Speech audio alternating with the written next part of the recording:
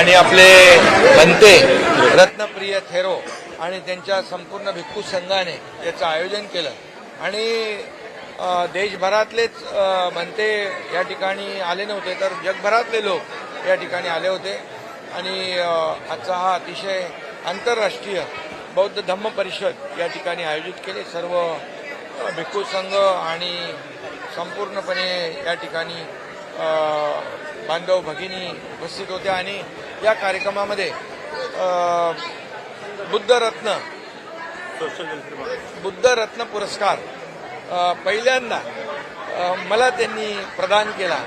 त्याबद्दल मी त्यांचं मनापासून अभिनंदन करतो, मनापासून त्यांना धन्यवाद देतो. आणि या कार्यक्रमामध्ये हा बुद्धरत्न पुरस्कार जो आहे माझ्यासारख्या कार्यकर्त्याला यांनी दिल्यामुळे माझी जबाबदारी आणखी वाढलेली आहे. आणि मला आठवत आहे की मी मुख्यमंत्री असताना वरच्या निवासस्थानी आपलं चिवरदान होतं आणि संघदान होतं, त्याचं आयोजन त्या ठिकाणी केलं होतं. आणि आज देखील या ठिकाणी संघदान झालं, चिवरदान झालं आणि एक मोठं मानसिक समाधान अशा या कार्यक्रमामधून मिळत असतं. देशभरातून जगभरातून लोक या आंतरराष्ट्रीय बौद्ध धम्म परिषदेसाठी या ठिकाणी उपस्थित झाली.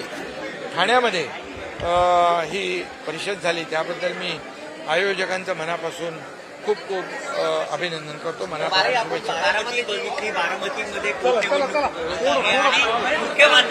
मुख्यमंत्र्यांनी सांगितलं की सर्व पक्षांना सांगितलं की पाठिंबा दिला. खरं म्हणजे बारामतीची जी पोटनिवडणूक होती आहे ती आम्ही तर महायुतीमध्ये आहोत, त्यामुळे महायुती पूर्णपणे सुनेत्रा ताईंच्या आमच्या भगिनी ज्या उपमुख्यमंत्री आहेत त्यांच्या पाठीशी आहोत. आणि महाराष्ट्राची एक परंपरा राहिलेली आहे की अशा प्रकारे जेव्हा पोटनिवडणूक होतात त्यावेळेस त्या बिनविरोध होतात.